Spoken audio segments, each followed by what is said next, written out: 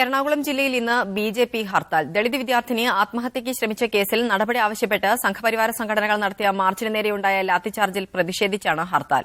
Tripunithura RLV college വിദ്യാർത്ഥിനിയുടെ ആത്മഹത്യാ ശ്രമത്തിന് പിന്നിൽ SFI ആണെന്ന് ബിജെപി ആരോപിക്കുന്നു. ഹർത്താലിൽ കൊച്ചി മെട്രോ നിർമ്മാണ പ്രവർത്തനങ്ങളും തടസ്സപ്പെടും. ഹർത്താലിന് പുറമെ ABVP സംസ്ഥാന വ്യാപകമായി പഠിപ്പുമുടക്കിനും ആഹ്വാനം ചെയ്തിട്ടുണ്ട്. മനാസ് ഉണ്ട് കൊച്ചിയിൽ നിന്ന് വിവരങ്ങളുമായി. മനാസ്, ഹർത്താൽ എങ്ങനെ പുരോഗമിക്കുന്നു? എന്തൊക്കെയാണ് വിവരങ്ങൾ?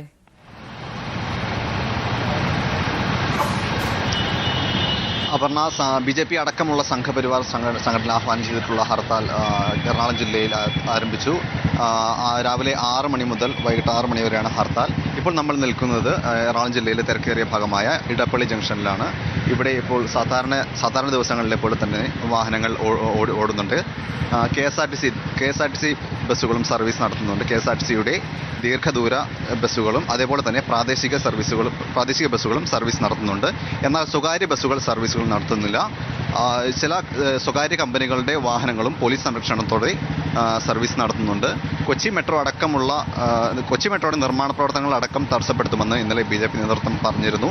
എന്നാൽ ഇതുവരെ അങ്ങനെയുള്ള ലക്ഷണങ്ങളൊന്നും കണ്ടിട്ടില്ല. ഇതുവരെ ജില്ലയിൽ ഹർത്താൽ കാര്യമായ ചലനങ്ങൾ ഉണ്ടാക്കിയിട്ടില്ല. അപർണ. മനാസാണ് കൊച്ചിയിൽ നിന്ന് വിവരങ്ങൾ നൽകിയത്.